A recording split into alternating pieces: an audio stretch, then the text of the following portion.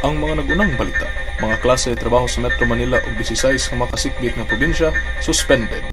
Mga buhawi nigo sa Southwestern University ug 5 ka mga barangay sa lungsod sa Borbon, syudad sa Subo ubos na sa state of calamity. Buhatan sa SSS sa Dakbayan sa Mandawi, gilungkab.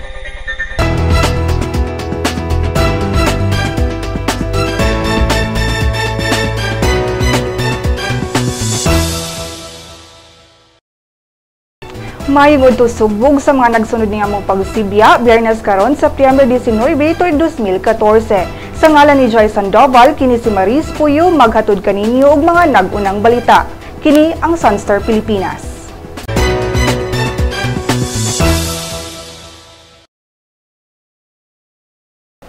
Mga klase sa mga tunghaan ug trabaho sa government offices sa Metro Manila ug 16 ka mga kasikbit nga probinsya gisuspenso kaganinang buntag tungod sa bagyong si Mario.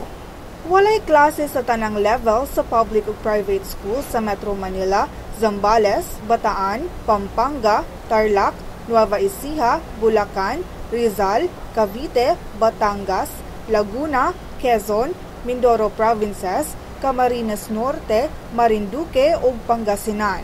Signal number 2 gihapon ang Cagayan, Calayan, Babuyan ug Batanes Group of Islands, Isabela, Kalinga Apayao, Mountain Province, Abra, Ilocos Norte ug Batanes Group of Islands. Samtang signal number 1 sub sa Aurora, Quirino, Nueva Vizcaya, Ifugao, Benguet, Ilocos Sur ug La Union. Kaganinang alas 10 sa buntag, si Mario nasigpatan sa 64 kilometers north-northeast sa Tuguegarao City. Matud sa pag-asa, posibleng mugawas si Mario sa nasod karong Domingo sa buntag. Mga buhawi niigo sa Southwestern University ug 5 ka mga barangay sa lungsod sa Borbon. Siyudad sa Subo ubos na sab sa state of calamity. Si Adwan Castañeda sa report. Giingong mga buhawi migo sa Southwestern University ug 5 ka mga barangay sa lungsod sa Borbon kagahapon. Nalangkat ang mga atop sa usa ka building sa Southwestern University sa barangay Sambag 2 pasado alas 5 sa buntag kagahapon nunot sa kusog nga hangin ug pag-uwang dala ni bagyong Mario. Saysay sa mga residente nga kalit lang sila nakadungog og kusog nga haguro sa hangin ug lagubo. Apan mato ni Pag-asa Mactan Chief Oscar Tabada, ila pang gitino kung buhawi bagyod ang miigo sa mga lugar. Ubos na sa state of calamity ang syudad sa Sugbo ug giplanuhan ang dredging ug declogging sa waterways alang temporaryong solusyon sa pagbaha. Kasamtang ang gipahimutan karon ang mga apektadong pamilya sa nagkadaiyang evacuation centers. Kini si Edwin Joseph Castañeda alang sa Sunstar Pilipinas. Buhatan sa Social Security System sa Dakbayan sa Mandawi gilungkab kaganinang buntag.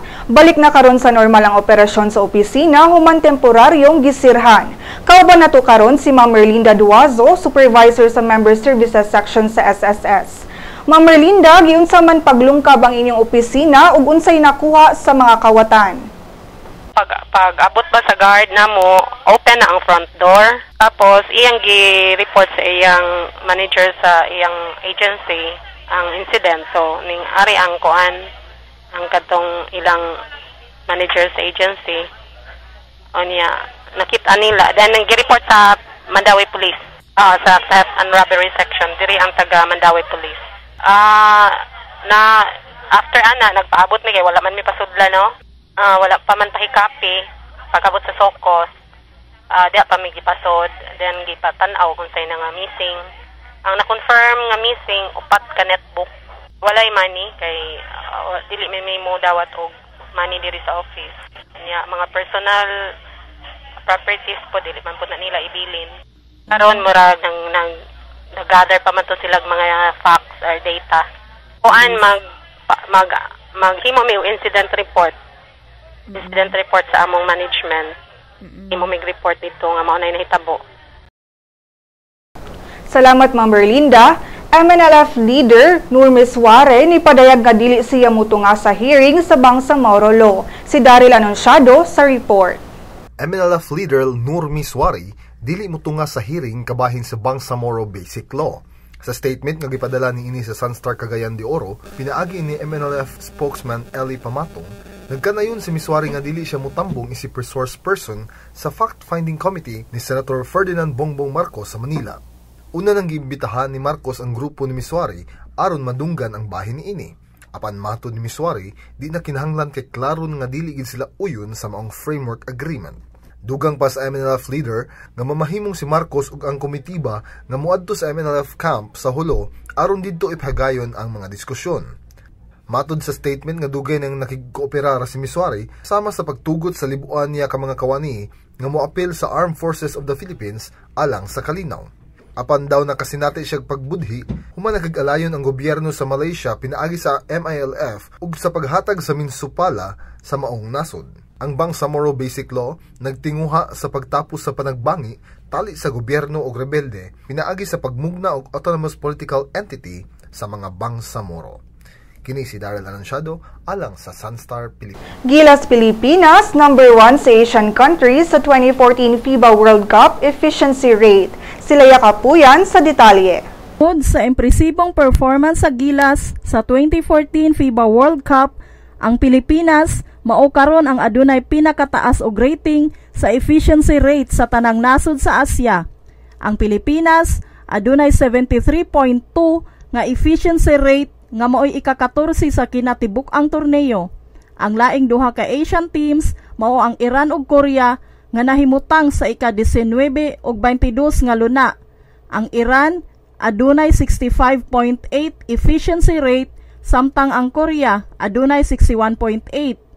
Ang efficiency rate gikwinta aron pagdeterminar sa overall performance sa team sa opensa ug depensa. Basihan sa computation, mao ang pagtipo-tipo sa puntos, rebounds, assists, steals, blocks ug kapila nakakuha og fouls. Kuhaan kini sa sipyat sa field goals, sipyat sa free throws, turnovers, itsa nga natapalan o fouls nga nahimo. Sa kinatibuk-an, ang Pilipinas misaka usab og 3 ka ang-ang sa uwahing FIBA World Ranking gikan sa ika-34 ngadto na sa ika-31. Sa sayo pa, ang mga Pinoy gipasidunggan usab sa FIBA nga Most Valuable Fan-Based Country Award tungod sa grabing suporta sa mga fans ni ini nga nagagikan pa sa nagkalain-laing suok sa kalibutan. Alang sa Sunstar Pilipinas, sa atong pagbalik ang balitang showbiz.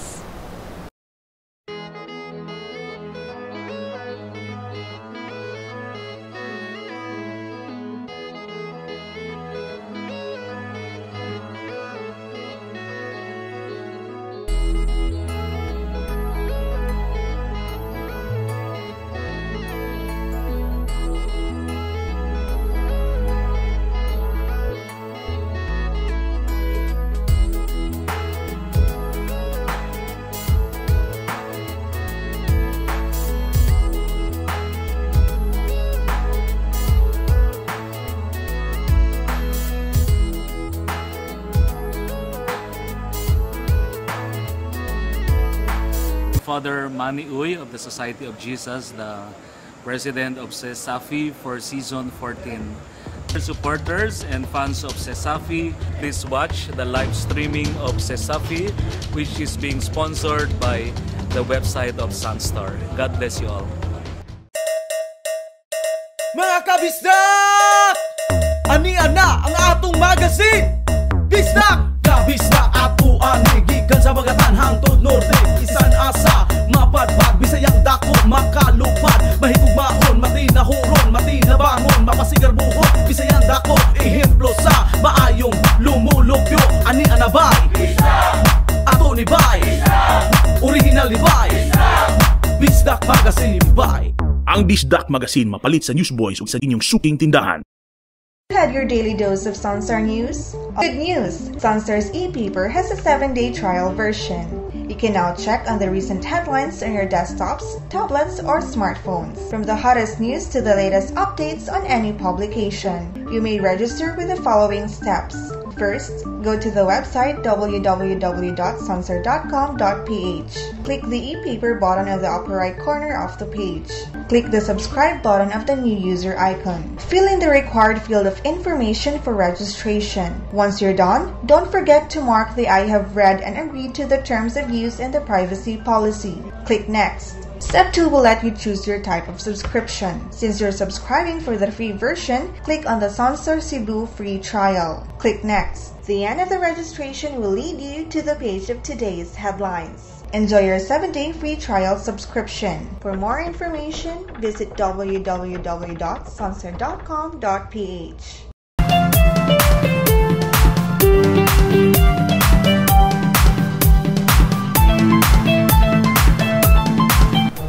Chris Lawrence mibutiyag nga 5 na day kabuwan nga buwag ni Katrina Halili ug DJ Mo Twister nagmugna og fundraising alang sa anak. Sigana Nagrevante sa Showbiz Chika. Mismong ang R&B singer Chris Lawrence ang mibulgar nga 5 na day kabuwan nga buwag sila sa sexy actress na si Katrina Halili. Wala ipublikar ni Chris ang tinuuray nga hinungdan sa ilang panagbuwag sanglit daw dili siya buot nga ma-offend ang actress. Ang iyang gikarelasyon sulod sa 3 ka tuig. Bugtong gikagulan sa singer mao ang ilang anak na si Kathy nga kasamtangang anaa sa poder sa actress. Adunay nitong mga pagdudang nga wala mahigugma si Kath ngadto kang Chris bisan pa man siyang grabing suporta sa actress. Human niya atong pagbuto sa sex scandal niini tali ni Hayden Ko.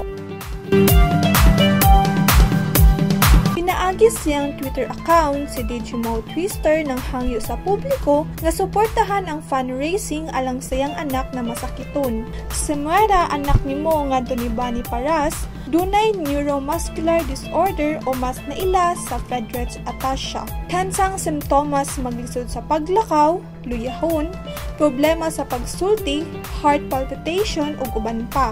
Dalisab nga mihatag siyang suporta si Dennis Laurel, kinsa na nalipod sa DJ, batok sa mga bashers nga matud pa gigabaan si Mo. Alang sa Showbiz Chika, Ganan Agravante. Alang sa uban pang Showbiz Chika, bisitaha ang celebrity.sunstar.com.ph ug i-follow pud mi sa Twitter @SunstarShowbiz. Lotto results, wala pa'y nakadaog sa mga premyo sa 649 Super Lotto o 642 Lotto sa nga bula kagabi. Bulahon unya ang 645 Mega Lotto. Musunod ang kapalaran gikan sa Sunstar Super Balita.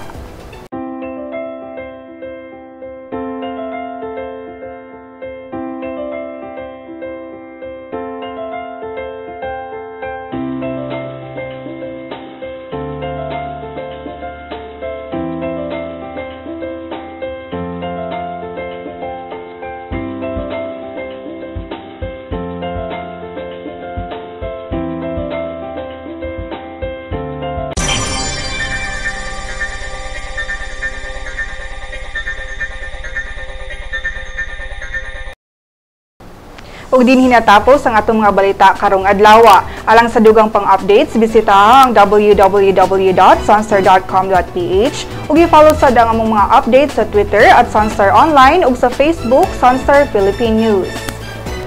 Kini si Maris Puyo ug kini ang Sunstar Pilipinas.